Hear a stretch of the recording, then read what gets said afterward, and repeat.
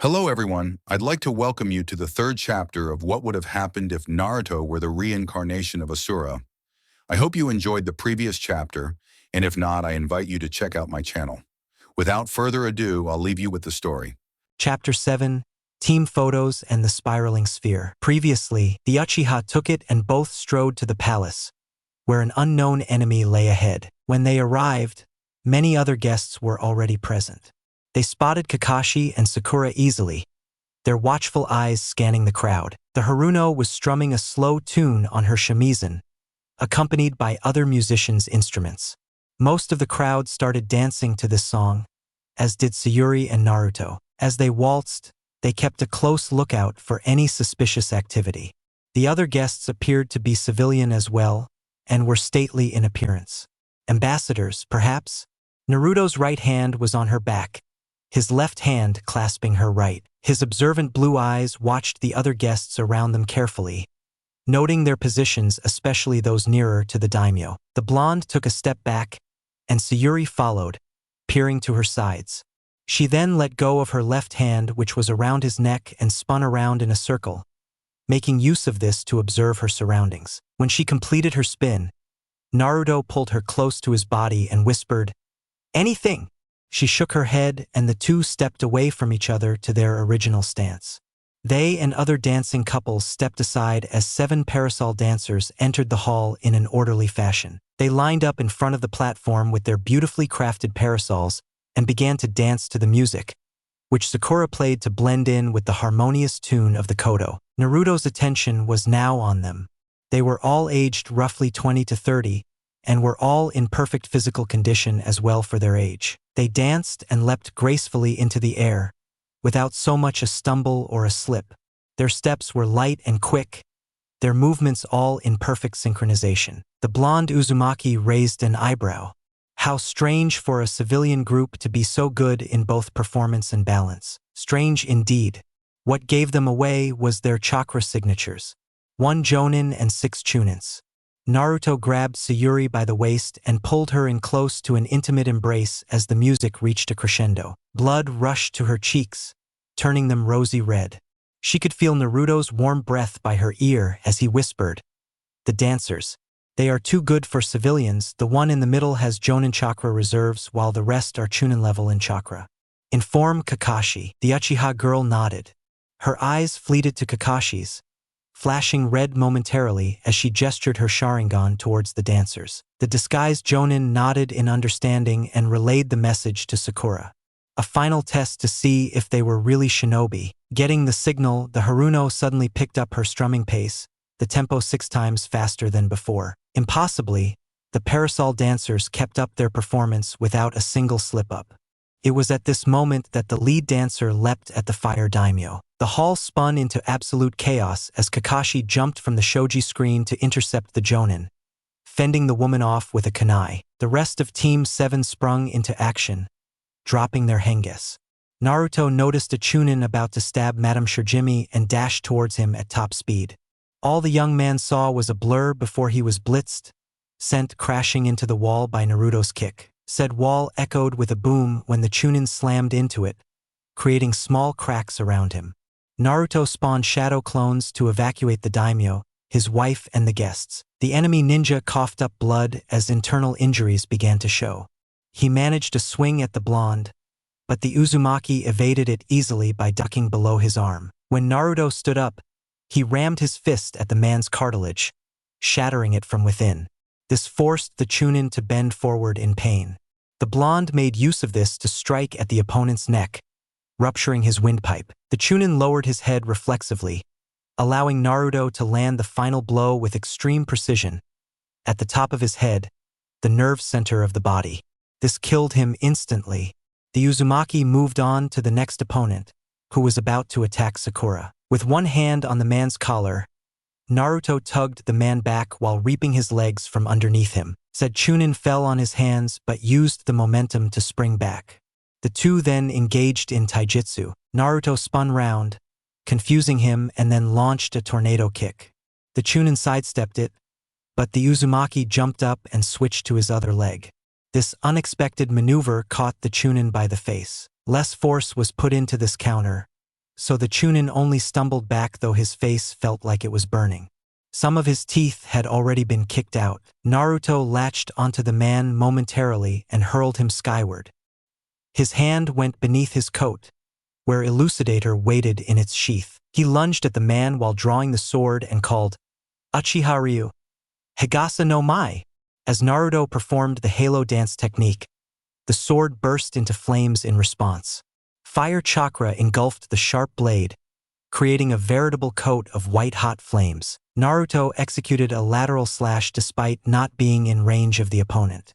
To the enemy's shock, a wave of flames left the blade and flew in his direction. In his vulnerable position mid-air, there was nothing he could do to prevent his fiery death.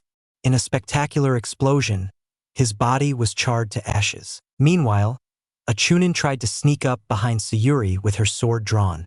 Poor choice, because when the Uchiha whirled around, her eyes were glowing a vermilion red with two tomos spinning hypnotically. Ayatsu, Sharingan, coercion, Sharingan, Sayuri whispered. A glazed look appeared in the woman's eyes as she was forced to obey the Uchiha's will. She cut down a nearby teammate, whose guard was down as he did not expect his own teammate to attack him. He collapsed to the floor as the woman regained her will. "What have I done?" the Chunin cried, and looked back at Sayuri with a glare. The Uchiha was unfazed, however, activating another genjutsu on the woman. Megan, Hayaki Yako, demonic illusion, 100 Demon Night Parade. In her mind's eye, the Chunin's surroundings turned a blood red. The dead bodies of her comrades were scattered across the floor, their entrails feasted upon by demons with vicious grins. She appeared to be in some kind of alley as demons closed in on her from every side with no way to escape. Her body seemed to be consumed in some black fire, her flesh burning away. The demons sank their hands into her skin, ripping out organs of every biological system and shoving them into their mouths greedily to satiate their voracious appetite. The Chunin let out a scream of absurd horror. Finally, Sayuri released the nightmarish genjutsu, letting the enemy collapse to the floor. The traumatized Chunin killed herself to end all this madness. Her eyes locked onto the final target just as Naruto was dealing with his last opponent. She weaved multiple hand seals and initiated Kakashi's signature technique. The sound of birds chirping was unmistakable as Sayuri sprinted towards her target. "Chidori!" the Uchiha yelled, plunging the A-rank assassination jutsu into the woman's chest. Her right-ton chakra-covered hand penetrated the enemy's skin easily, puncturing her lung cavity.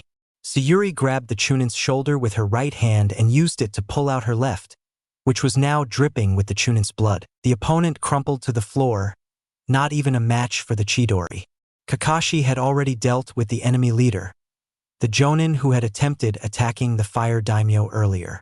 The hall was now empty except for the 4 of them and 7 corpses lying around. Kakashi sighed.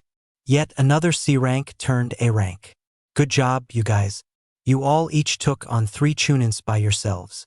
Sakura lowered her head in embarrassment. "I didn't do anything," she confessed. Kakashi shook his head. "Because you couldn't. Your capabilities are that of a medic, so you aren't really expected to take part in the battle. Your job lies afterward." Relieved, Sakura smiled. She healed Kakashi and Sayuri's injuries, which were only minor scrapes in the midst of battle. Naruto, on the other hand, didn't require any healing as any damage he took had healed within seconds. Whenever a cut occurred, steam just rose from the wound as it closed without leaving a scar. Said Blonde ordered his shadow clones to bring the daimyo and the others back. The party resumed successfully without any interruptions. At the end of it, the feudal lord was pleased by Team 7's performance. "I'm glad I hired you guys," the daimyo praised gleefully. "I'll pay you for an A rank. You can stay one more night at the hotel." Once again, Team 7 bowed and thanked the ruler of Hai no Kuni. They returned to the penthouse suite and had a good night's rest. After an uneventful but hearty breakfast, the 4 departed the capital for Konoha. Along the way, Kakashi mentioned that they had yet to take their team photo, so they would do so later in the afternoon. Hokage's office. "Again?" Hiruzen exclaimed incredulously. "Hi, Hokage-sama," Kakashi confirmed. The Hokage joked, "What rotten luck. I may have to ban your team from ever taking C ranks. Naruto's eyes widened in mock horror. You can't possibly be serious. I'm not catching Tora for the rest of my life. The room burst into laughter. Alright, jokes aside, I heard you guys are taking your team photo later. Do look presentable, as this photo will be a valuable possession in the future, Sarutobi informed. Thank you for the advice, Hokage-sama, Sakura replied. Soon after, they were dismissed and told to change into their best, cleanest outfit possible and meet at the academy at 2. As such, Team 7 decided they would first go for lunch before adjourning till 2. It was a mostly quiet affair, as there was nothing to talk about. Naruto was holding a ramen eating contest with himself. Much to his teammates' shock, he managed to finish 30 bowls before feeling bloated. Sayuri shook her head in amusement while Sakura just laughed at his ridiculous antics. Kurama scowled from within the mindscape. You're lucky I'm here to help you digest all that crap. If it wasn't for me, you'd have vomited over 30 times by now. Thanks then, furball. And don't call my ramen crap. It's food of the gods, okay? Naruto retorted. Kurama roared at the demeaning nickname. He was the strongest of the Bijou, damn it. It wouldn't kill the kit to show some respect. Meanwhile, Asura stood in one corner, sweat dropping at the conversation. Come on, we don't want to be late. We have 45 more minutes, Sakura exclaimed. Naruto nodded and stood up slowly, still feeling overly stuffed. Sayuri took notice and sighed. Honestly, dope. Slow down on that eating next time if you don't want to kill yourself. Naruto gave her an offended look. I can handle it just fine, Sayuri-chan. No amount is too much when it comes to the food of the gods. The Uchiha gave another exasperated sigh, one of helplessness and defeat. Whatever you say, Whiskers-kun. In a blur, she disappeared. Naruto shrugged and did the same, leaving Sakura to go home. Well, at least his nickname was changed to something more pleasant than Dead Last. When they rendezvoused at the academy entrance, Kakashi brought them to a classroom to have their picture taken. They were all dressed in their usual shinobi gear, with Kakashi in his Jonin vest, Naruto in his black jacket, Sayuri in her blue mandarin gown and Sakura in her usual red chipao. The photographer arranged them the way he saw fit. By tradition, Kakashi as the sensei stood behind. Sakura was wearing a light color, so she was positioned in front of Kakashi, while on her left was Naruto and her right was Sayuri, as both were dressed in relatively dark colors. Hi, Chizu, the photographer said. Chizu, all team members said in unison. Sakura and Naruto were the only ones who were really into it. Kakashi, having his mask on, didn't smile but instead gave one of his eye smiles. Sayuri couldn't actually smile genuinely since she lost that emotion long ago. Instead, she offered a half-hearted smirk that appeared even less happy than she would have with her normal expression. And thus, their expressions were immortalized in that photograph forever. Alright, I have your photo. I'll have it developed and we'll send it to the Hokage's office where you can collect it tomorrow. Arigato, said Kakashi before turning to his team. Dainanahan, you all are dismissed until tomorrow. Meet at the usual time and place. Team 7 nodded and began to disperse. However, the white-haired Jonin tapped Naruto's shoulder and said, Follow me. The blonde raised an eyebrow but complied with his sensei's instructions. He was brought to Training Ground 3 where Kakashi ground to a halt. Sensei, why did you bring me here?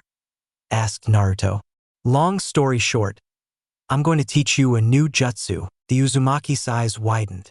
Yes, what jutsu is it? Then his excitement subsided as he asked in suspicion, Wait, it's not going to be another C-rank fire jutsu, is it? Kakashi chuckled. No worries. On the contrary, I'm actually going to teach you my sensei's signature technique. And your birthright, he added mentally. Naruto thought back to the time after the bell test, where Kakashi talked about the previous Team 7s. Your sensei, he was the Yondaime? Naruto said in realization and shock upon recalling. The Cyclops nodded. Indeed, and today I shall teach you one of the jutsus he invented. It's called the Rasengan, the pinnacle of shape transformation. Before that, not that I'm ungrateful, but why are you teaching me this? Naruto asked curiously. He did not want to be favored over his teammates, as it would be unfair for Kakashi to show such favoritism. The Jonin replied, "That's because I've taught Sayuri my Chidori. It would only be fair if I taught you the Rasengan. As for Sakura, she's not a ninjutsu type, for her chakra reserves are insufficient, so don't worry about her. I have my own plans for her." Naruto nodded in acceptance. "Alright, let's get started." The Rasengan does not require any hand seals to use, relying only on the chakra control of the user.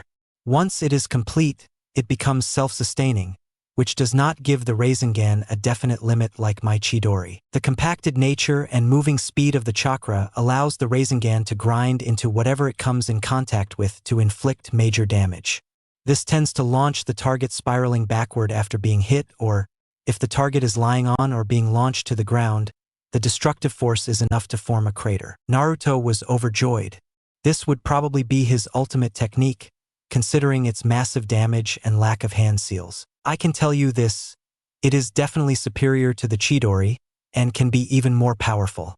My sensei intended to add his nature affinity to it, however he died before he could do so. I tried adding my Raitun chakra, but was unable to. Instead, I took the basic idea and created the Chidori, resulting in a less powerful jutsu.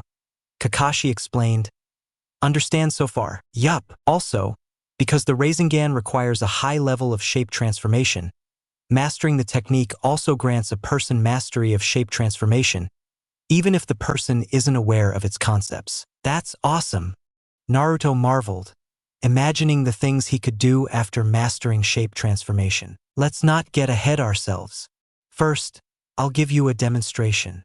Kakashi stretched out his right hand, clutching its wrist with his other hand. With a burst of concentration, chakra materialized in the air above his hand and swirled towards a single point, amassing into an increasingly large orb. Finally, the sphere was the size of a small beach ball and stopped increasing in size, stabilizing. The Rasengan is basically your raw chakra rotating wildly at extreme speeds and compressing the energy. So these three things are important to learning the Rasengan: rotation, power, and stability. Simple? Naruto nodded. So how do I learn rotation? It is shape transformation, right? Indeed. To first start learning rotation, you will need a spherical shell to spin your chakra in so that it will create an orb. To complete this, it is also crucial for you to understand that your chakra rotates naturally in one direction. Thus, all you need is to envision your chakra spinning in the palm of your hand in that direction, and applying it all around the shell in order to achieve the rotation required for Rasengan. Okay then. What should I use? A water balloon, stated Kakashi, who brought out a couple of those and a pail. With a small Suetun jutsu, he filled the pail and used it to fill the balloons. Burst it with your chakra. He did as told, closing his eyes and imagining the rotation of his chakra. Instantly, he could feel the water swirling inside as it was pushed around by his chakra entering the ball. However, though the water within spun rapidly, the balloon merely wobbled, not anywhere close to exploding. I still need to apply the rotation all around the balloon, thought Naruto. Suddenly getting an idea, he placed his left hand over the balloon, such that both hands were now fully gripping it. Now, chakra flowed from his hands and entered the ball from all sides, spinning wildly. The water within swirled crazily as his chakra was spinning everywhere. With no proper direction, the water inside pushed and stretched the balloon in all directions before finally, the rubber sphere could take no more. With a loud pop, the Wadette balloon burst and scattered its contents across the grassy floor. Wow, Naruto. I must say, your chakra control was superb. I can't believe you got the first step down so quickly, Kakashi commented. Naruto's thoughts went back to the time when he had trained with Sayuri to learn chakra flow. In order to do so, he practically had to master chakra control, which he did after spamming shadow clones amounting to 5 years and 9 months of chakra control training. So, what's the second step? Naruto asked excitedly. The next step is bursting a thick rubber ball, roughly 100 times tougher than the water balloon.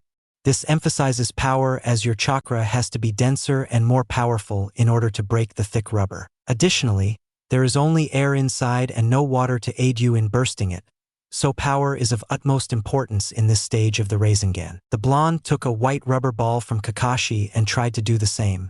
However, as expected, his chakra was unable to penetrate the ball as easily as it did the water balloon. Denser chakra, well, density is mass over volume, so there should be less chakra used while maintaining the power. So this step is all about chakra control, too, Naruto thought.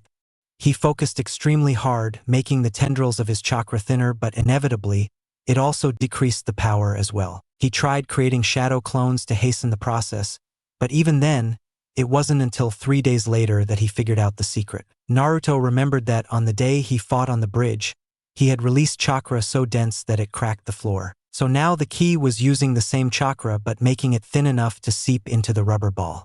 Another D-rank mission, he picked up a rubber ball from Kakashi and tried out his theory. With a determined cry, Naruto flared his chakra and sent it towards the ball. The powerful mix of energies surrounded the ball, but only squeezed it from outside like a squashed ping-pong ball. He pictured his chakra sharpening to a point. Like he did 3 days ago, it happened successfully, but this time, the power did not decrease. In fact, decreasing the surface area to allow it to seep into the ball only served to increase its pressure, thus maintaining its power as it siphoned into the rubber ball. His potent chakra surged into the ball, almost as thin as needles but offering a high amount of power as compared to the almost lackadaisical manner in which it swirled water within the water balloon during the first step. Now, to burst it! Naruto cried. He could feel his chakra manipulating the air within, creating strong currents which pushed against the rubber shell. As with the first step, he recreated the rotation by envisioning it. "Concentrate!" he screamed. His chakra coalesced into a single point in the ball, creating a white core which expanded outwards. The rubber ball began vibrating wildly. Finally, the rubber could not stretch any further and the ball was shredded to pieces by the powerful force within, which had also fleeted away once there was no shell to contain it. After all, it had not been stabilized, which was the final step. Impressive, Naruto. Really. The second step usually takes weeks to learn, but your chakra is simply different. It's powerful enough and your chakra control was also sufficient to manipulate it up to this point. However, we'll have to see about that with the final step, which requires as much chakra control as you can muster. If you can make it, you will then be able to create a Rasengan, though improvement will be a later concern, Kakashi explained. Well, don't leave me hanging. What is the final step? Naruto asked. The final step is to do this, said Kakashi, holding up a normal balloon. Naruto watched him intently for his next move, however nothing happened. "Eh? What do you mean by this?" questioned Naruto. Kakashi explained. "While it may seem that nothing is happening, let me show what is going on within the balloon with my other hand." He held up his left hand palm up. Out of nowhere, chakra appeared and swirled into a blue orb with a wistish core. The chakra was rotating at increasingly high speeds, yet the power was compressed within the sphere, maintaining a perfect shape. Naruto was awed. Amazing. He's doing the same thing inside the balloon, but it's not even vibrating? I see now. The final step is to stabilize the orb and control the power and rotation of the first 2 steps. The blonde took the balloon. The instant he tried, the balloon burst in an explosion of chakra. Kakashi took a look and remarked, "Try to imagine a layer between the balloon and the Rasengan. Once you can do this, you will have learnt the Rasengan and mastered shape transformation." Understandably, the pinnacle of shape transformation would take a lot to achieve. Kage Bunshin no Jutsu. Hundreds of shadow clones appeared in the training ground, each grabbing a balloon. As Kakashi knew that it would take quite a while, he left Naruto to his own devices.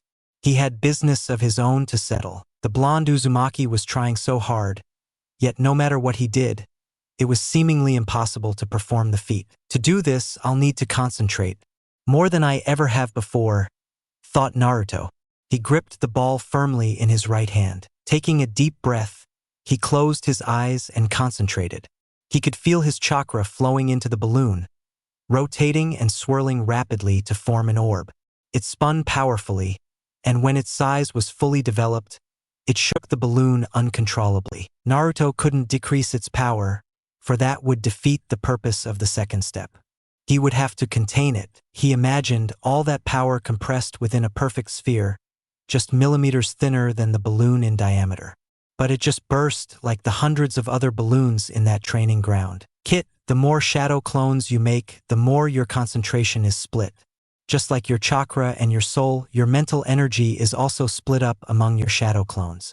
For this last stage, it's best to do it alone or at most one shadow clone, Kurama advised. Naruto mentally thanked the fox before dispelling every single shadow clone save one. He nodded to his remaining copy and both got to work stabilizing the second stage Rasengan. Both repeated the steps they performed earlier. Naruto focused as hard as he could, compressing the power and rotation within into a ball. This time he could concentrate better with only one clone, but it still wasn't enough. Just as he was about to lose it, he dispelled the shadow clone. A wave of mental energy passed right through him, calming him and granting him the focus he needed.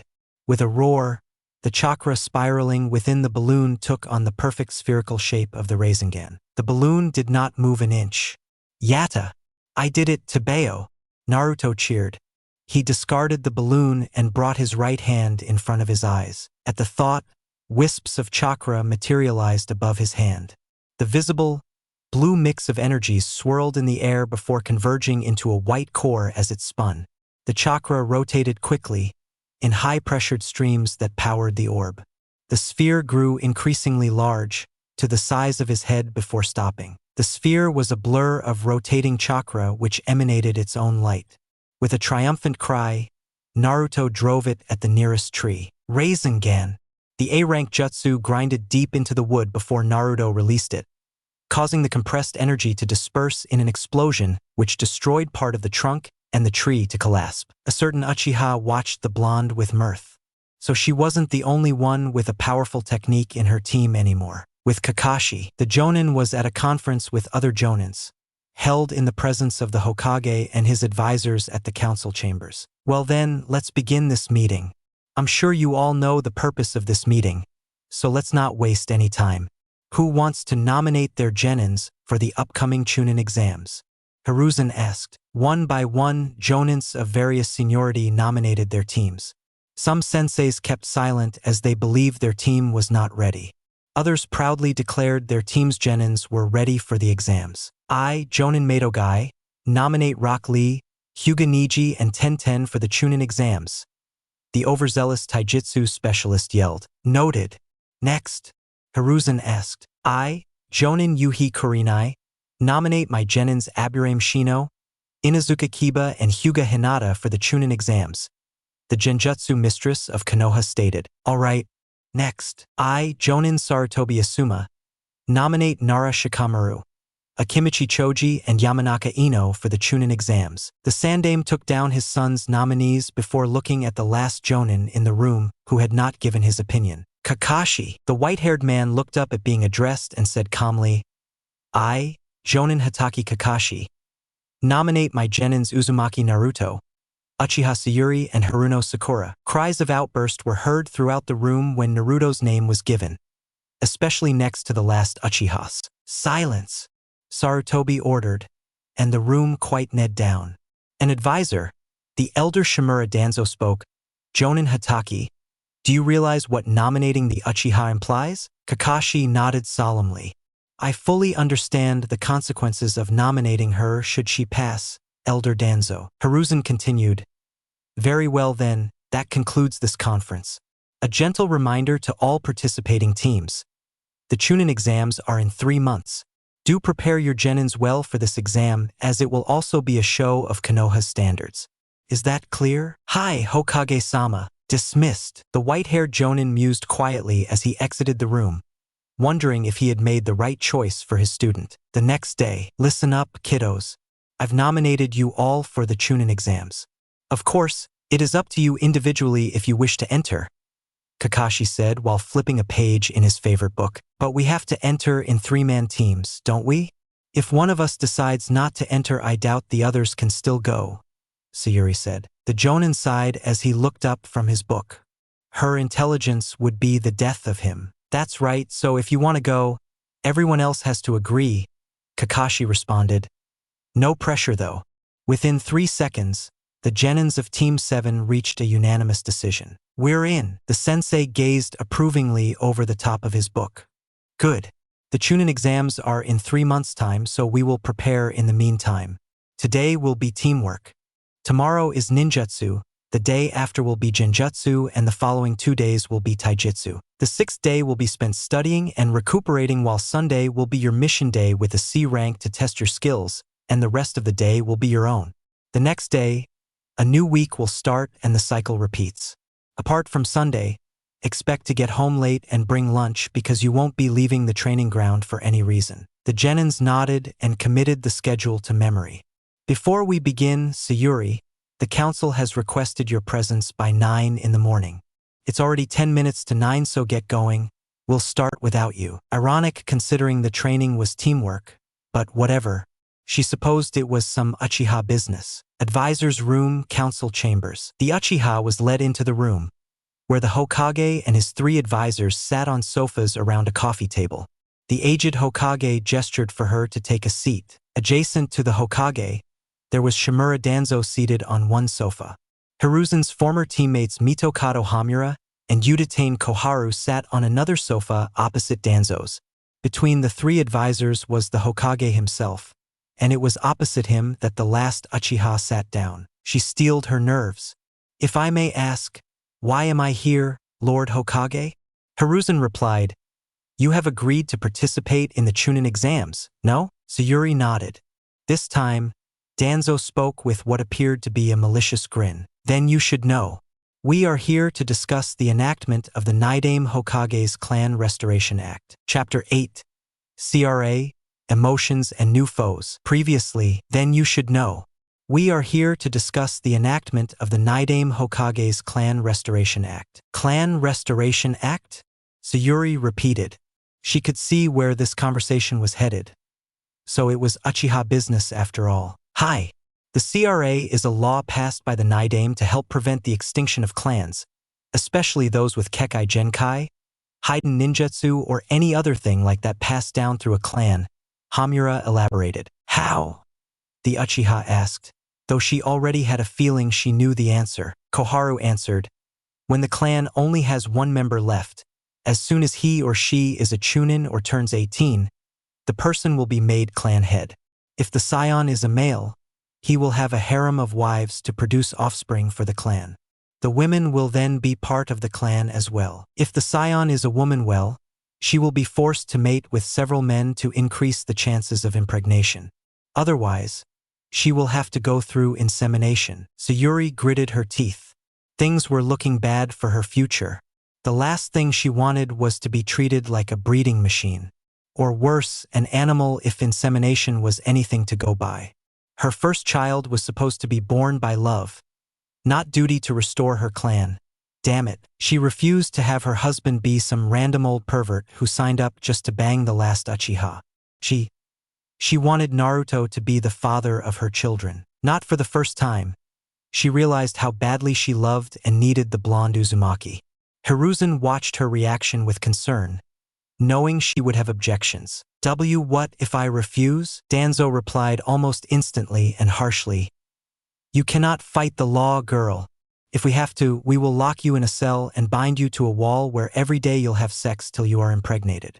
The first male to successfully impregnate you will be your husband. Sayuri's eyes widened. The Hokage glared at Danzo for such a response, silently chastising him for putting such a burden on the teenager. It was practically amounting to rape, except that it was legal. Tears welled up in her eyes, but she would absolutely die before she would allow herself to show weakness before the elders. I see. Thank you for your time. She quickly dismissed herself from the room and ran home with her emotions bottled up. She didn't even have the heart to return to training. Once she came home, she just broke down and sobbed uncontrollably. Are you sure that was the right move, Danzo? Hiruzen asked worriedly. Her loyalties were already loose, knowing her desire for vengeance. To add on to that with the CRA might just be the proverbial last straw that would cause her to leave the village. You're too soft, Hiruzen. I'll keep track of her to ensure she doesn't try to leave the village. The elder spoke before standing up. He left the advisor's room, leaving the others to disperse as well. With Naruto later, he had just landed from a trust fall. Standing up, he looked around and asked, Kakashi-sensei, why is Sayuri-chan not back yet? It had been an hour since she left and there was no sign of her. Kakashi shrugged. Council meetings generally did not last longer than half an hour. If he had guessed the nature of the meeting correctly, he knew why she wasn't back.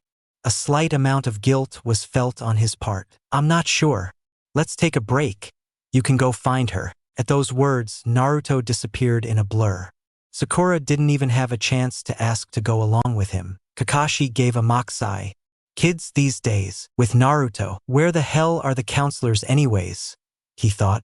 He then recalled something and kneeled down, closing his eyes. Bringing the Teritsu no into his chest, he muttered, Kanchi no Jutsu, sensory jutsu.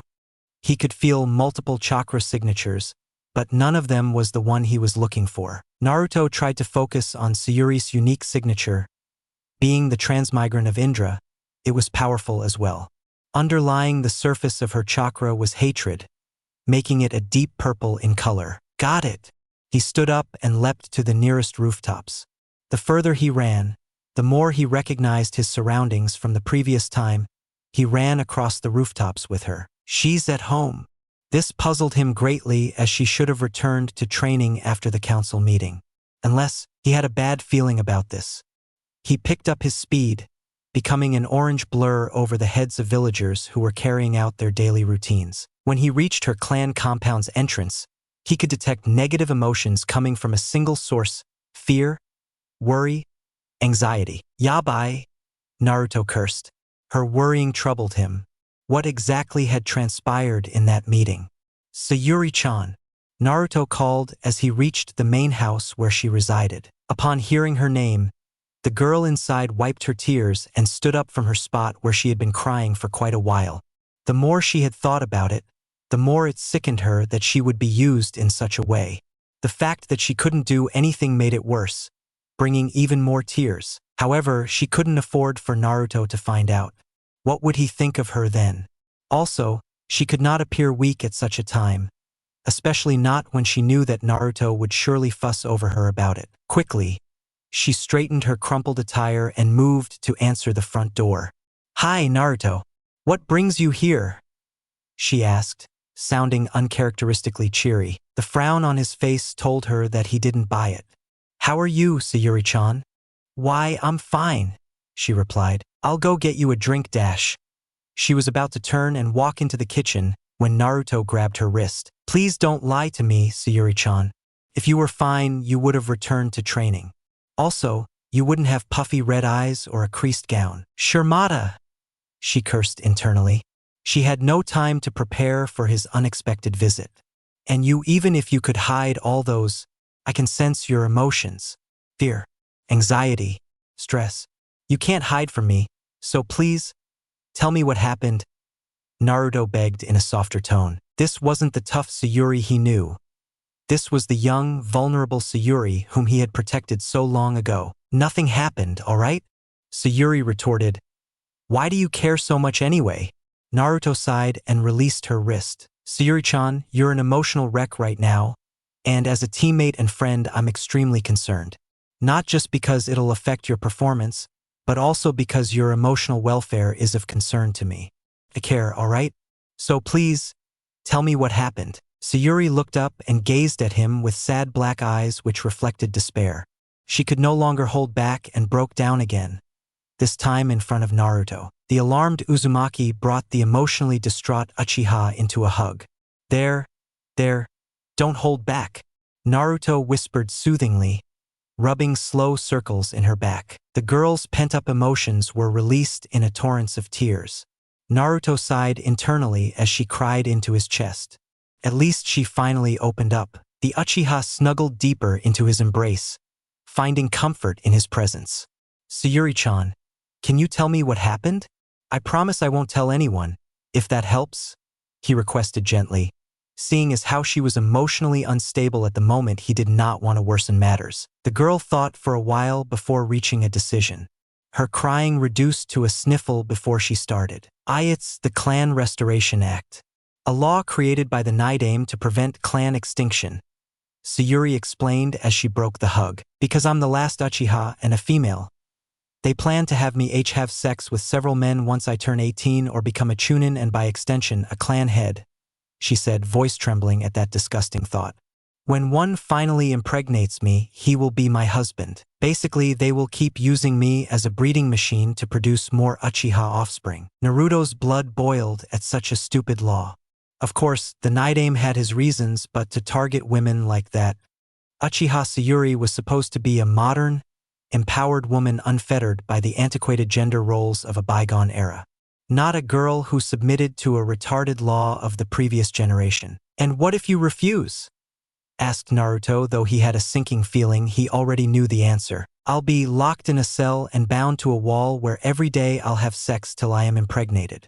The first male to successfully impregnate me will be my husband, she paraphrased Danzo's words. Saying that Naruto was furious was an understatement. Don't worry, Sayuri-chan. I will find a loophole in this stupid law and I will use it to free you. You can count on me, Naruto promised. The Uchiha girl doubted that it would be easy to find any loophole. But she was sure with a little bit of research Naruto could think of something.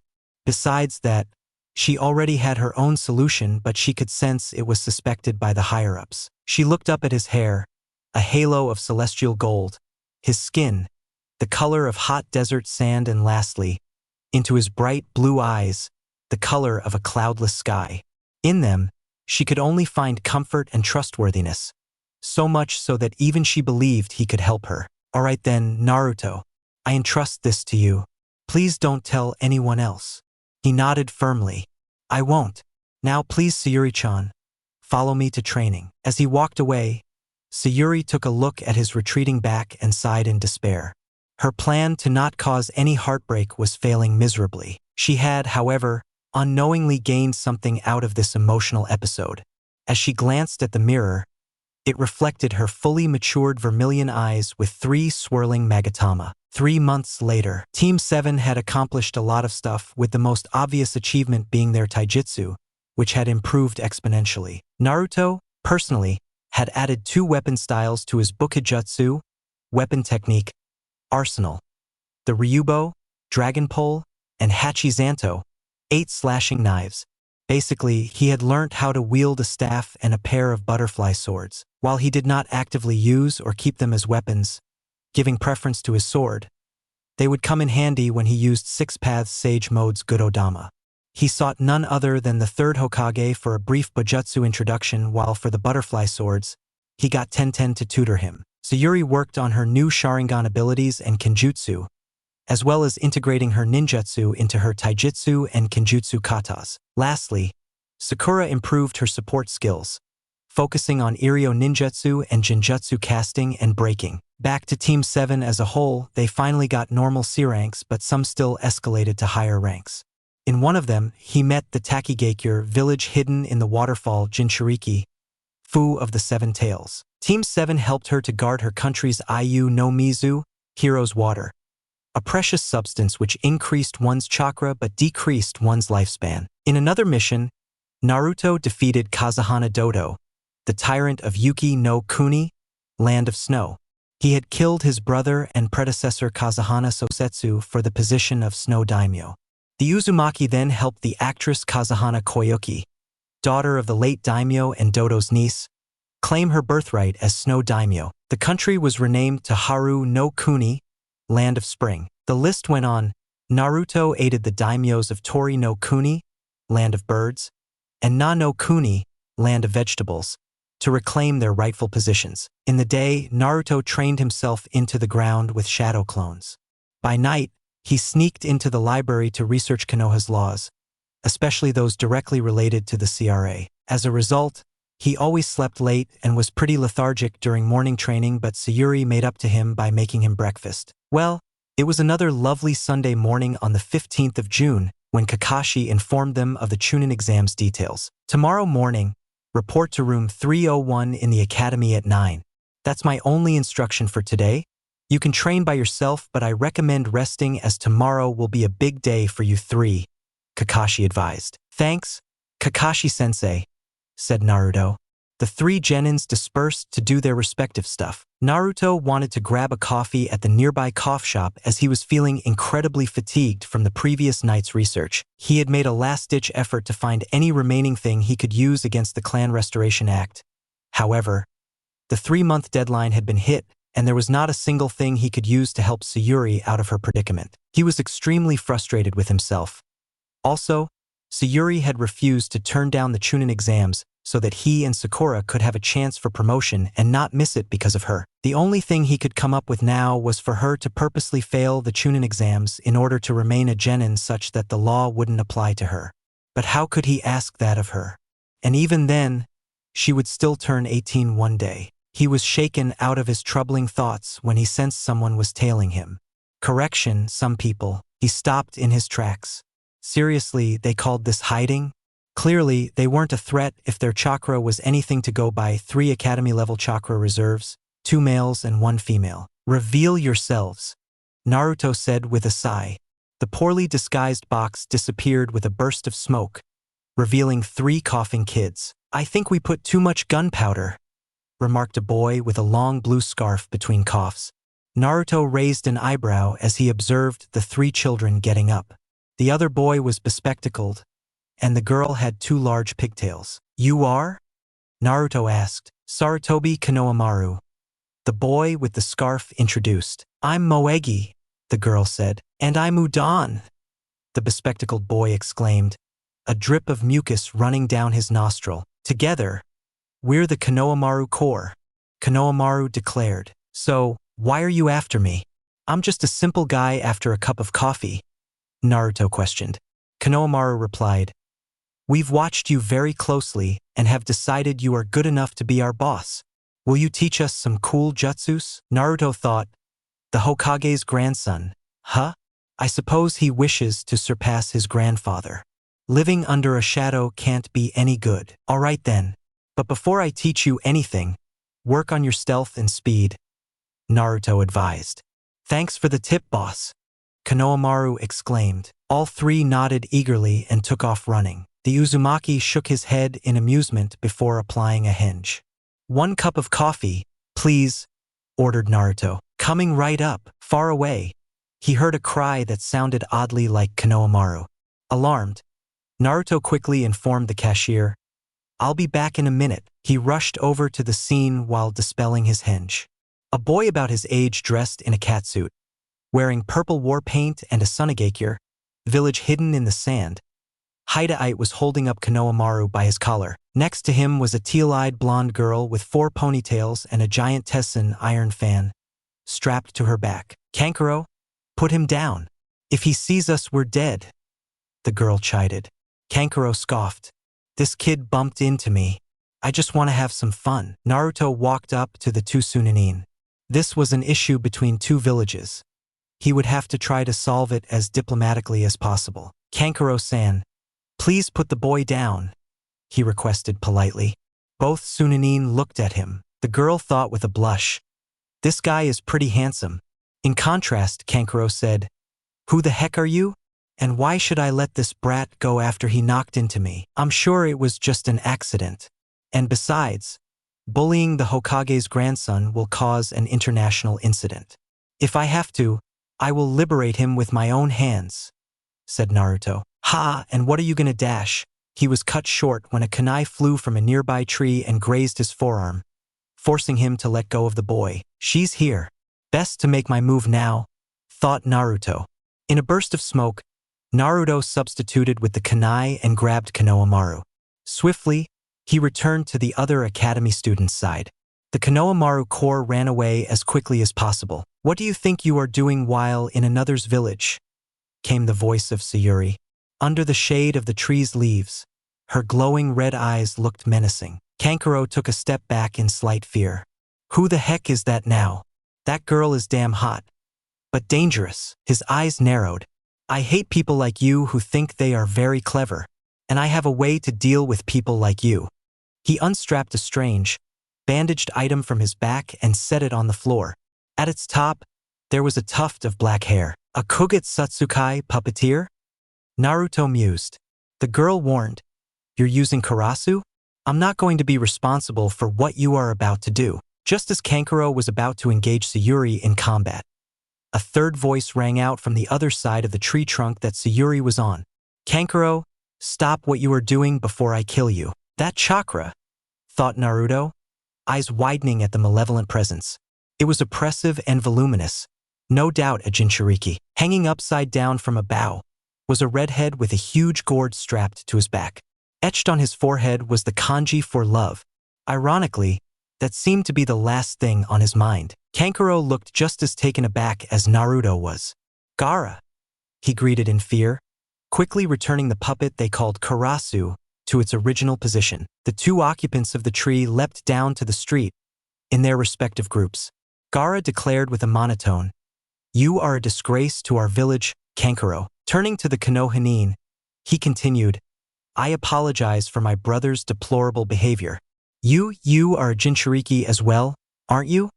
asked Naruto. Gaara raised an eyebrow. "Yes. What is your name and the girl's name? And since I'm asking, I am Sabaku no Gaara, Gaara of the desert. And these are my siblings, Kankuro and Temari. My name is Uzumaki Naruto, and my teammate here is Uchiha Sayuri," the blonde replied. Gaara let the information sink in. He paused, as if talking to someone in his head. Suddenly, he let out a low, creepy laugh. "Mother says you two are strong. I look forward to spilling your noble blood, Uchiha. And you, Jinchuriki of the Kyuubi, I shall prove my existence by diminishing yours." Gaara spun around and walked away, leaving Naruto puzzled. Kurama answered, "If I'd have to guess, he is the Jinchuriki of my brother Shikaku. Shikaku is the one-tailed tanuki, known to drive his hosts crazy by infecting their minds and forcing them to stay awake 24/7. Additionally, he does psychological damage to his hosts by pretending to be someone close to them who is dead." Naruto shuddered. "No wonder he is so insane. I'd be too if I couldn't sleep in my whole life. One day I'll get his seal fixed." He was snapped out of his mental conversation when he heard Sayuri snap her fingers in front of his face. "Hello, Earth to Naruto," the Uchiha said. Naruto recovered and replied, "Yes, what did he mean when he called you the Jinchuriki of the Kyuubi?" Sayuri asked. "Shoo." Naruto hushed, covering her mouth with his hand. He then brought both of them to a secluded forest in one of the training grounds nearby. Sadly, he averted his gaze after removing his hand. "This will not be an easy question to answer, Sayuri-chan. It is a S-rank secret. You cannot reveal this to anyone else on pain of death. Plus, I don't think I'm ready to tell you yet. Unless you promise not to change your opinion of me." Seeing him being so shaken up by her question, it only served to make her more curious.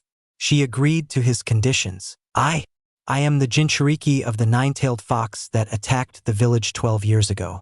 This means that I am his human container, his host. Many people died, including my parents, because of his attack, and so most of the villagers hate me with a passion. To make things worse, they tell their children to isolate me so I would never have friends. He then recounted his horrible childhood, causing a few tears to escape his eyes uncontrollably. Sayuri instinctively hugged him, much to his surprise. She had not pushed him away or thought that he was a monster. She actually accepted him. "Don't worry, you have me. Now I know that's why you want to become Hokage so much. It's so that you can gain their acknowledgement. Well, you can't change the past, but you can change the future. Don't ever give up on your dreams. I believe you will achieve them one day." "Thanks, Sayuri-chan," Naruto said, feeling slightly embarrassed as he broke the hug. The Uchiha continued, "But let me tell you this. You don't become the Hokage to be acknowledged by everyone. The one who is acknowledged by everyone becomes the Hokage." Naruto was shocked by such a wise saying. "All right then.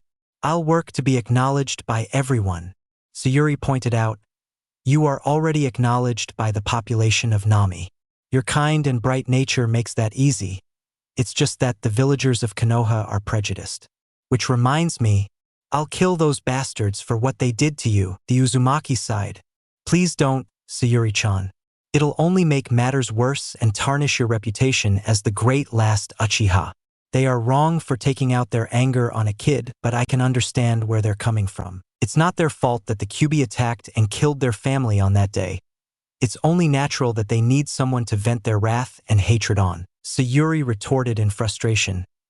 "But not on you. I give up. You're too kind. And that's why I love you so much," she added mentally. "Well, I have a coffee to pick up. See you tomorrow at the Chunin exams. Jareni. The next day, Team Kakashi met up at the academy's entrance.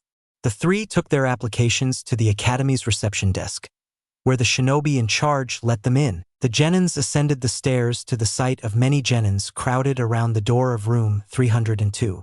The commotion was caused by two genins in front of the door, refusing entry to those who tried to enter. Naruto activated his sensory technique. Instead of two genins, he detected two Chunin chakra presences. Of course, he could not confirm their rank by chakra alone. That would make people like him Kaga level. So he requested, Sayuri, check out those two with your Sharingan. On it. With a momentary flash of chakra, her optic nerves produced a reaction which activated extra optic cones, giving her incredible perception and tetrachromacy, but at the same time, altered her vision to inverse negative. The onxy eyes of hers took on a bright vermilion hue with her pupils encircled by three tomos. This did not matter, though, as their disguises were already discovered by her Sharingan. As the three tomos faded away, she supplied, those two are the gate guards, the Chunin Suzumo and Kotetsu. Also, the room isn't 301, it's 201. Naruto nodded in confirmation. As expected, room 301 wouldn't be on the second floor as it starts with 3. With that, the trio of genins ascended the second flight of stairs, which brought them to the third floor. Upon arrival, they saw their sensei leaning casually against a wall, reading his favorite novel. Sensing their presence, he kept his book and waved at them. Yo, congrats on making it this far. The Chunin exams have just begun, though, so good luck. Thanks, Kakashi-sensei. Naruto and Sakura chorused. Sayuri managed a smirk. Suddenly, his voice turned serious. Don't die on me, my cute little genins. See you in the second test. He gestured towards a set of double doors. As soon as they opened it and entered, they were greeted by the sight of hundreds of genins glaring at them. I feel so welcome, Naruto remarked sarcastically. Thankfully, there were rookies from his batch as well. Yo, Naruto. Long time no see, Kiba greeted. Glad to see you're here too, Kiba, Naruto replied. He gave an acknowledging nod to Shino and Hinata, who turned red in his presence. So troublesome. Figures I'd see you here as well, Naruto, Shikamaru said. Hey, how's it going with Team 10? Just fine, Choji replied while snacking on potato chips from a bag. Asuma-sensei doesn't stop me from eating, and he even treats us to barbecue at times. Ino just gave Naruto a pft, while turning to talk to her idol, the last Uchiha. Naruto shrugged. Looks like it's about to begin soon enough. He even caught sight of Gaara and his siblings, the former of which glared at him with an expression as if he wanted to kill bunnies. Majority of the others were from Kusagakure, village hidden in the grass, and Amigakure, village hidden in the rain, while some were from a new village called Otogakure, village hidden in the sound. A Konohanin walked over to the 9 rookies and said, Would you please quiet down? You're drawing attention to yourselves and may get yourselves killed. Who are you? Naruto questioned the bespectacled genin. My name is Yakushi Kabuto, from the Iryo Butai Medic Corps. It is my 7th time taking the Chunin exams, he responded sheepishly. Kiba blurted, Wow, you must really suck. Kabuto smirked. These exams are harder than you think. Anyways, I might be able to help you guys out a little with my ninja info cards. Ninja info cards? What the heck are those? Sakura asked, intrigued. The medic pushed up his spectacles as he drew a deck of cards from his pouch. Setting them on the floor, he said, They are special cards imbued with information I've collected about the exams over the years. It responds to my chakra and gives me the information I need to know. Got anyone in mind? Sabaka no Gaara. Naruto responded almost instantly. Kabuto placed his fingertips on the card, which began to spin with his chakra flowing into it. Words and pictures appeared soon. Sabaku no Gaara. This is his mission experience. He had 30 D ranks, 8 C ranks, and get this, 1 B rank. His sensei is Baki and his teammates are Sabaku no Temari and Sabaku no Kankuro, who are also his siblings. The 3 siblings are children of the Yondaime Kazekage. Interesting to note, he has come out of every single mission without a single scratch. Kabuto read. Uzumaki Naruto, Kiba said. Let's see what you got, dope. Naruto raised an eyebrow in response. Uzumaki Naruto. This is his mission experience. 60 D ranks, 8 C ranks, and 6 A ranks. Everyone stared at him in awe, to which he shrugged.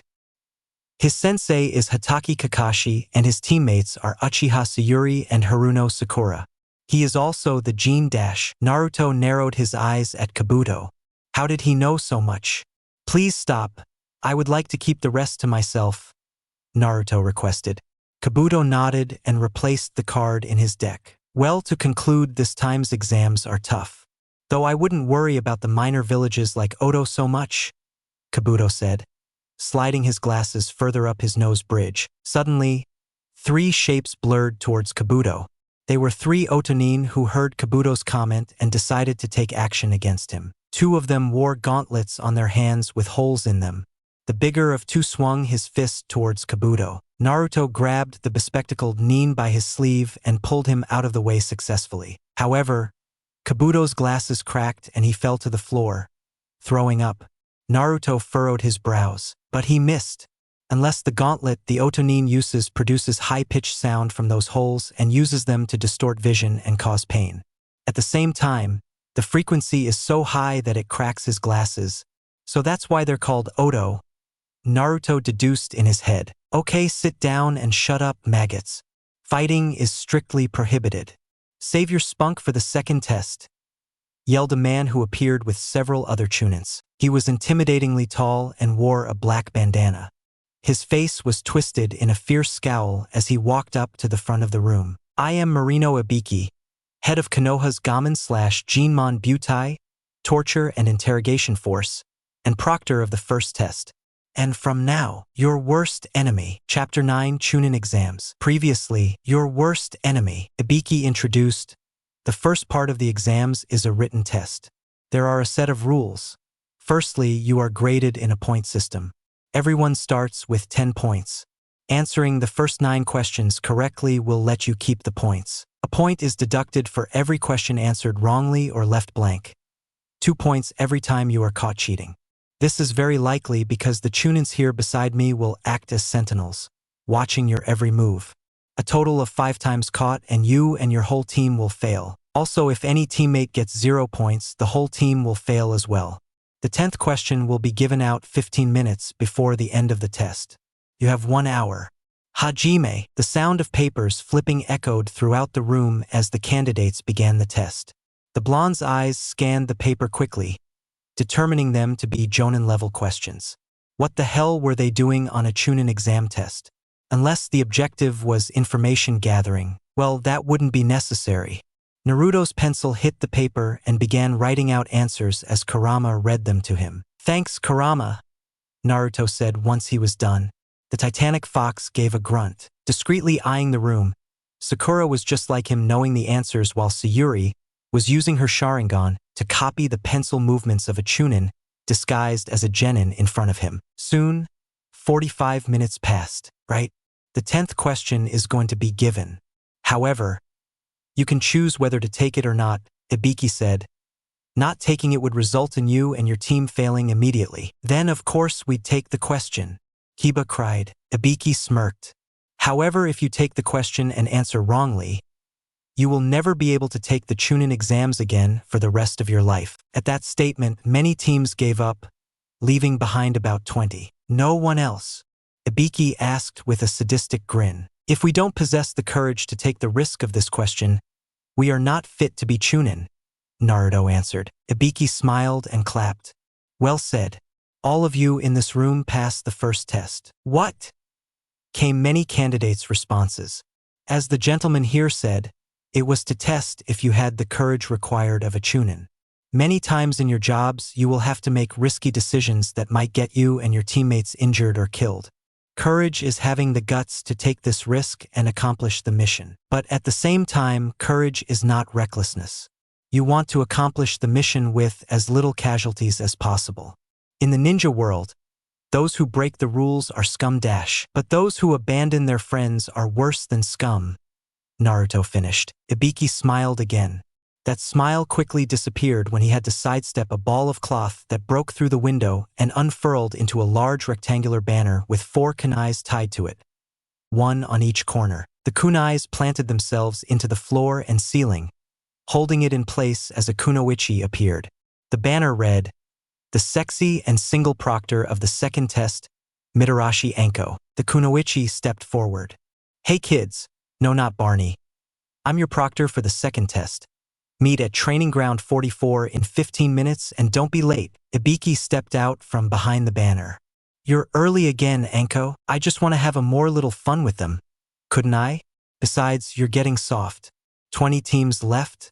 I will have the candidates by the end of my test." Naruto was pretty sure she meant have the number of candidates, but for all he knew she would actually bisect the genins. He pushed back his seat and stood up, as did his teammates and the remaining teams. They began to file out of the room. Ibiki was left to collect the papers on his own, for even his elite Chunins had to move on to act as the sentinels of the second test. Training Ground 44. Listen up, kiddos.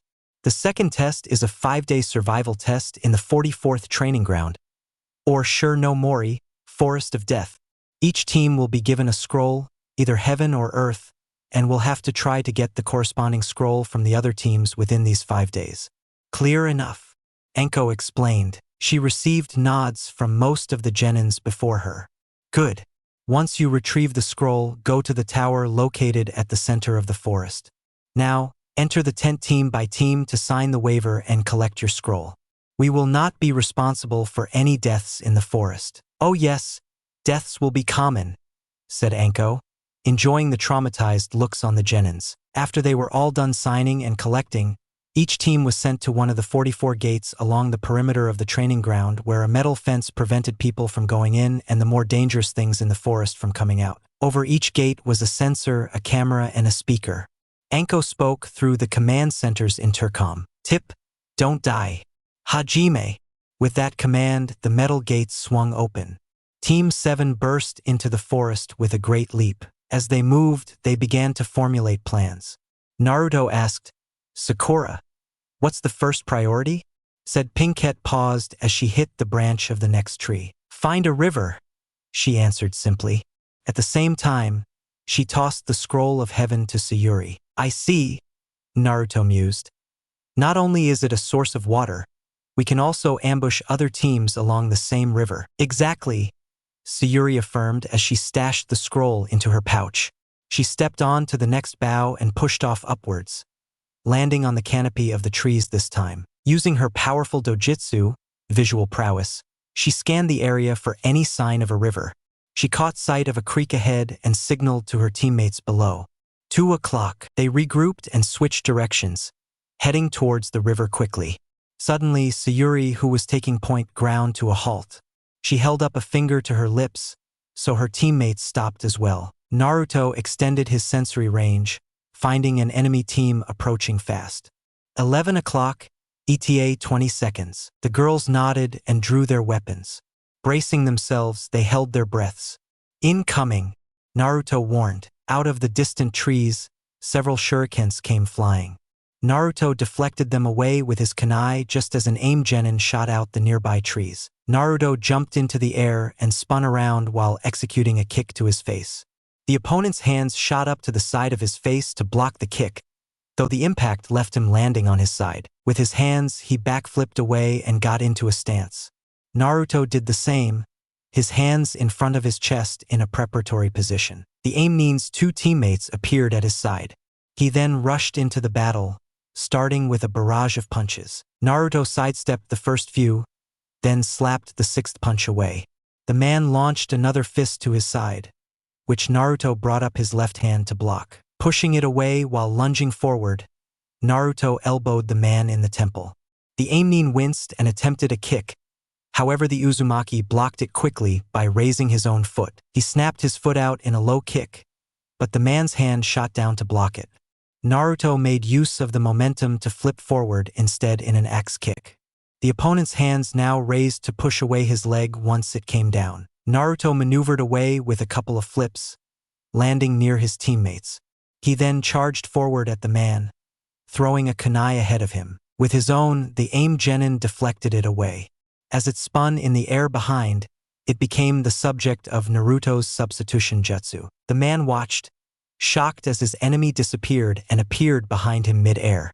Naruto thrust out his foot, sending the aim nin forward onto the surface of the huge bow. When he turned around, Naruto was already upon him. Naruto's fist was an inch away from his stomach.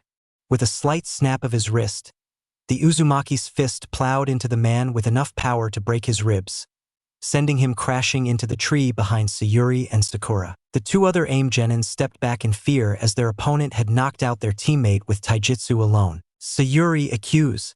Naruto exclaimed. Sayuri launched into battle, fighting the remaining two genins. She brought up her elbows to block a punch from one while using her foot to fend off the other. Quickly, she stepped forward and performed an uppercut. The opponent stepped back and grabbed her outstretched arm. However, she had underestimated the Uchiha. A second later, Sayuri's knee came flying up into her stomach, followed by a full extension of her leg to break free of the opponent's grasp. Lastly, she brought her foot back and with a powerful kick, the enemy genin crashed onto the floor. Swiftly, she ducked under the swipe of the last aim nin's kunai. She grabbed and twisted his wrist and with a solid strike, disarmed the man. Said aim nin cried out in agony when his wrist was broken, trying to retreat. Sayuri wouldn't let him have such a reprieve. Her right hand shot back to the handle of her chikudo and quickly drew it from its scabbard. Simultaneously, she used the unsheathing motion to make a diagonal slash at his stomach. She flowed with the sword and spun counterclockwise gracefully, rapidly shifting her footing for a tornado kick. It slammed into the side of the man's face. She brought her right foot down from the kick and lunged forward, utilizing her angular momentum to perform a second swipe at him. After completing the slash, she created a chidori in her left hand. Twisting her body in the opposite direction this time, she executed a glancing blow to the right to continue her combo instead of the usual assassinating thrust, as that would end the battle. Though the wound was shallow, the right-hand chakra made it sting like hell. She then followed through and spun clockwise, taking the time to place her left hand on her chikudo while changing her grip, channeling the chidori through it. It sparkled with right-hand chakra, allowing her to perform the next slash with slightly more damage. Kusanagi no Tsurugi, Kidori Katana, grass-cutting sword, Chidori Katana, she called, executing a forehand upwards slash with the chirping blade. She let the blade trail in a figure of 8 before returning with another strike to the left. Meanwhile, the Chidori had dispersed, replaced with a fist of fire. She spun for the last time, smiting him with the fist and following up with a sword swipe. The momentum carried both fist and sword to the left side of her body, where she put her fist on the chikudo. The right-hand chakra was replaced with flames, letting her perform a final lateral slash.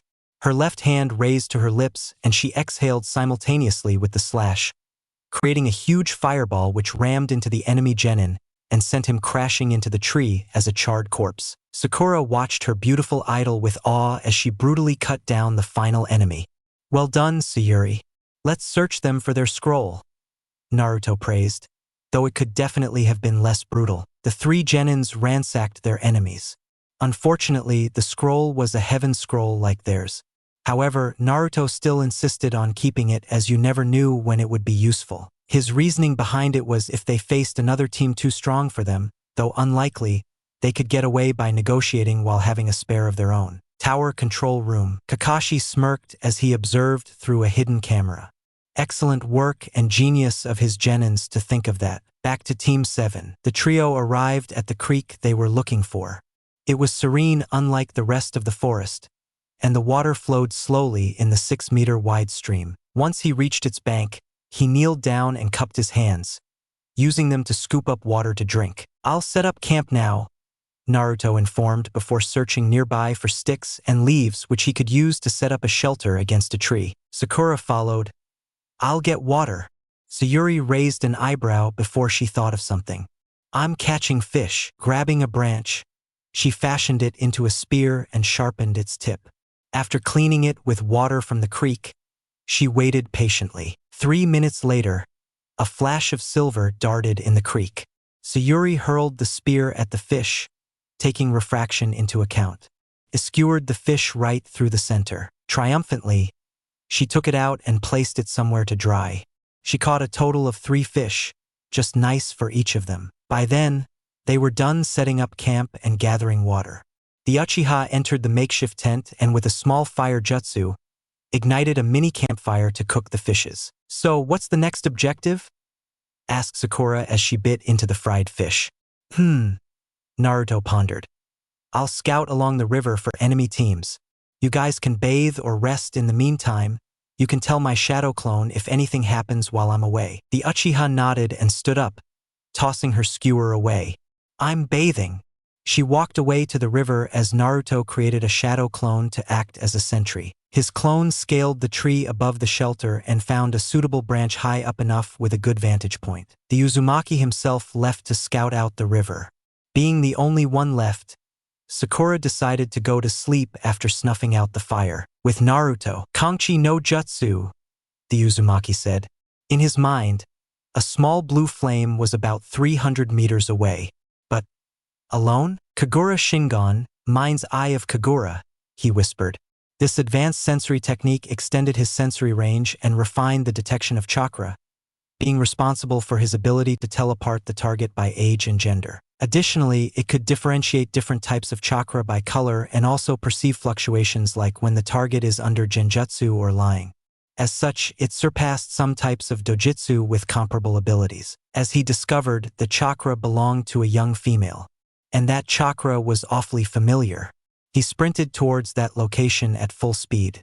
Based on the fear radiating off this girl, she was in deep trouble. Naruto burst out of the trees and into a clearing formed, as it seemed, by the huge bear towering over the redhead girl. She had tripped over a tree root and lost her glasses in the process, leaving her even more susceptible to attack. The bear roared at her and cocked back one of its arms. "Begone!" Naruto ordered. With a single fist, he stopped the bear's paws in its tracks. Then he grabbed one of its claws and with it, flipped the entire bear over and smashed it into a tree. The dazed bear lumbered away as soon as it could, for it was no match for this human. While Naruto had been dealing with the bear, the girl had managed to retrieve her spectacles and put them on. She was amazed by his raw strength, and yet frightened at the thought of what he could do to her. "Who are you?" the redhead asked. Naruto noticed her fearful expression and assured, "Relax. I only came here because I detected your chakra, and it was clearly under threat." "He's a Chunin like me?" she thought before asking, "But why would you save me? Answer me this. Are you an Uzumaki?" Naruto questioned. The girl nodded slowly. "I am Uzumaki Karen." His expression brightened considerably. "I'm Uzumaki Naruto, Databeo. I noticed your chakra was so similar to mine, and thought perhaps we're family? I only know that my late mum was an Uzumaki. I don't know if she had relatives," Karen revealed. "Well, now that we have found each other, can we keep in touch?" asked Naruto. "If I may be so bold, can I stay with you, Naruto-san? My teammates are dead and I hate my life in Kusagakure where I'm treated like an expendable tool. I'm an orphan and they abuse my power to heal others. That was how my mother died." "Power?" Naruto asked quizzically. "When people bite my arm, Iryo chakra gets released from my body and into their system. The problem is when they do this too much, it'll drain me dry and I'll die." "I understand," Naruto replied. She was being used by her villagers as a tool, just like how he was scorned though he was the village's Jinchuriki. "But not right now. Maybe after the Chunin exams you can find a place to live in Konoha." "Unfortunately, the Uzumakis are not a shinobi clan, so there is no clan compound for us to reside in. I suppose we'll have to settle for an apartment. Kyuso." "Karen, grab onto me." Naruto pressed as a rush of memories entered his head. The girl was confused but did as instructed. "Camp, earlier." The shadow clone's ears twitched as he picked up a strange sound. It sounded just like hissing. "Futon de Tapa," a raspy voice intoned. "Shirmata." The Kage Bunshin cursed as a strong blast of wind shook the surrounding trees and tore their shelter asunder. Knowing what to do, his hands crossed in the familiar shadow clone seal. "Kage Bunshin no Jutsu," he whispered. Discreetly, A second shadow clone burst into existence. "Stay here and wait for boss to substitute with you," the first clone ordered before dispelling himself. Within 5 seconds, 2 Uzumakis appeared in place of the second clone in a burst of smoke. "Karen, stay here," Naruto whispered harshly. He jumped into the dense undergrowth of the forest floor. The one who had attacked was a kunoichi from Kusagakure, wearing a straw hat. She wore a plain gray garb with black pants and a thick purple rope belt tied in a large knot behind her back, as well as blue tomo-shaped earrings. Under it was a black polo neck. She hissed malevolently as she stepped forward to face Team 7, who had gathered quickly after hearing the sounds of an ambush. "This chakra, it's powerful and scary. So vile," Naruto thought. Furthermore, she is no genin in terms of chakra level. In fact, I can't even tell if she's actually female or male. There are so many conflicting signatures within one body. This is very bad. Sayuri clutched her Chikudo as her Kekkei Genkai flared to life. "Ah, the famous Sharingan. Show me what you got, Uchiha Sayuri," the Kusa Kunoichi incited. The Uchiha scowled as she unsheathed her sword. Suddenly, she was paralyzed with fear as a huge wave of killing intent hit her, even stronger than that of Zabuza's. "This is no genin," she analyzed frantically. "Come on, Sayuri, stay calm. I have to calmly analyze each and every one of the enemy's movements." However, no matter what she did, there was no way she could break free of the killing intent which held her and restrained Sakura. The only unaffected one was Naruto. "Kachi and I kite, Uchiha," the opponent taunted, a long, forked serpentine tongue flicking around out of her mouth. "I can't let her get to me, not when my team needs me now," she cried in thought. "Naruto seems to be the only one who can still move. He'd better do something quick or we're doomed." Naruto got worried when he noticed his teammates couldn't move a millimeter from their current positions. The enemy had clearly paralyzed them with killing intent, and so it was up to him to deal with her. He dashed at the enemy at full speed, intending to blindside her. Though the enemy was surprised at his speed, she maneuvered away in time. Naruto ran up the tree trunk and kicked off explosively, launching him towards the enemy with an outstretched fist. This time, the kunoichi knew that he was fast enough and caught his arm in time. She spun one round and, using his momentum, flung him at the tree behind his teammates. What hit the tree was a log which shattered into splinters. "Substitution," she realized, looking up. The shadow of Naruto fell on her as he tried to land on her with a chop. The kunoichi stepped back and retaliated with a punch. Naruto fended it off with his forearms and, switching to a grab, he redirected her onto the floor. However, she quickly shot her back leg upwards, catching him in the chin. He dispersed into smoke. From the smoke, 8 more shadow clones came out to fight her. The kunoichi easily disposed of the first 3 which charged up to her, but the remaining 5 ganged up on her by stringing together a barrage of coordinated attacks. They were not simultaneous to prevent a one-shot knockout move from her, but were close enough together to overwhelm her. Eventually, it came to the point where the 5 used Rasengan on her to end the battle. The orbs grinded against her skin, tearing through it easily. The fallen kunoichi was badly thrashed, but something told him she wasn't dead yet.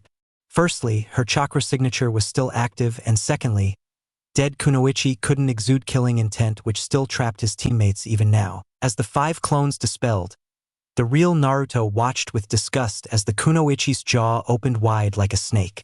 Out of it crawled another copy of the original.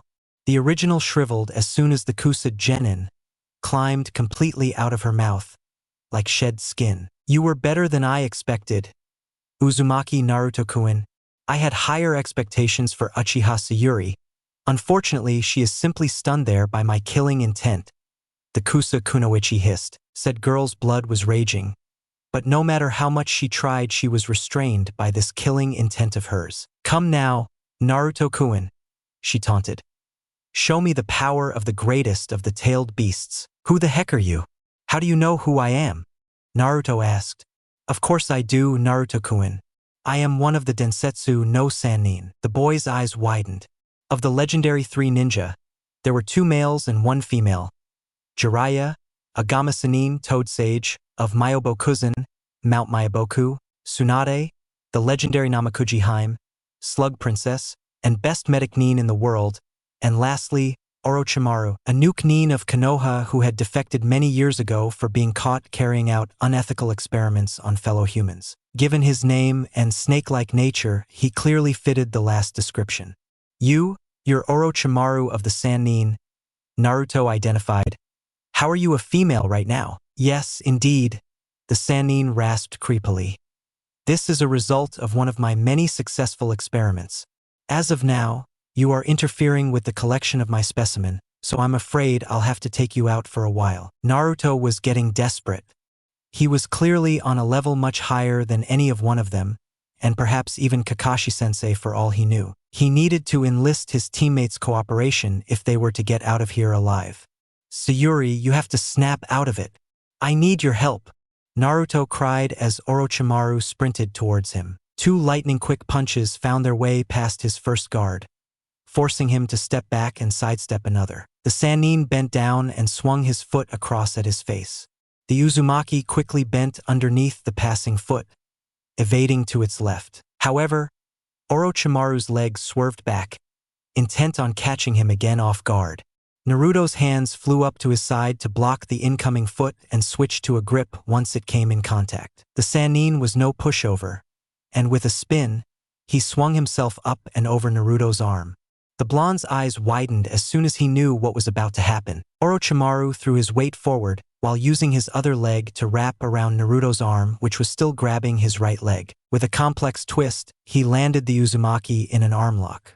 He pulled hard, determined to break an arm or two. He certainly would have preferred Naruto as his host body instead, but the Kyuubi would reject him from his body, so he had no choice but to eliminate him. As Orochimaru yanked harder, Naruto began to lose feeling in his trapped arm.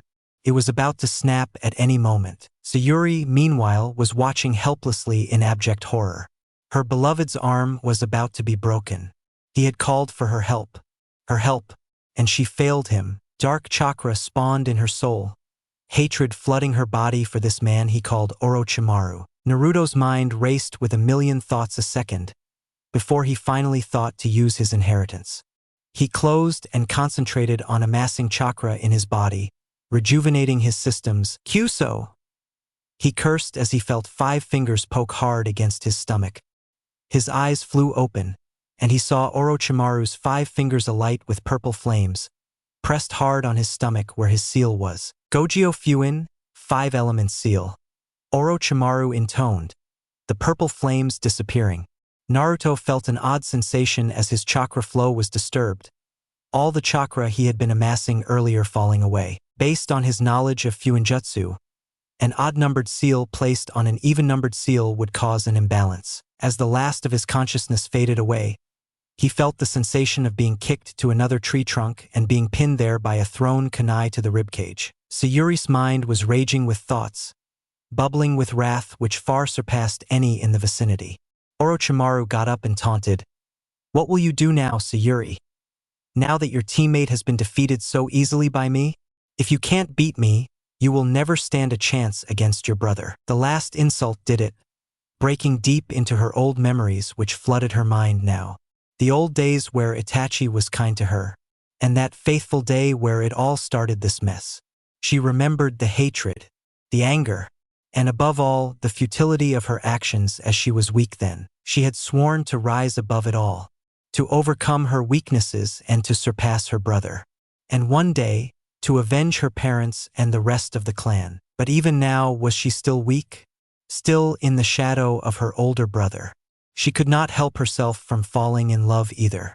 And even now, her love had been beaten up and thrashed by this vile man before her, who dared to restrain her with his killing intent. She would show him. She would show everybody that, "You don't mess with an Uchiha," she spat, her killing intent overwhelming Orochimaru's and freeing her.